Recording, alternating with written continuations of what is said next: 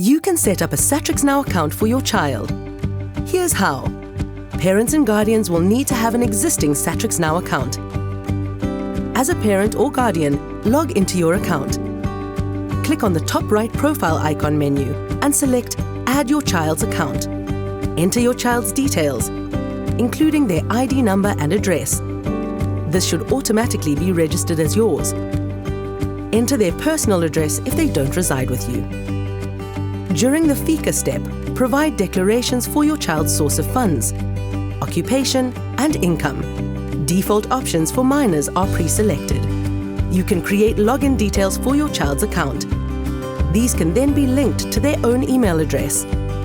Finally, accept the terms and conditions to complete the registration. Check the email inbox to confirm the account setup.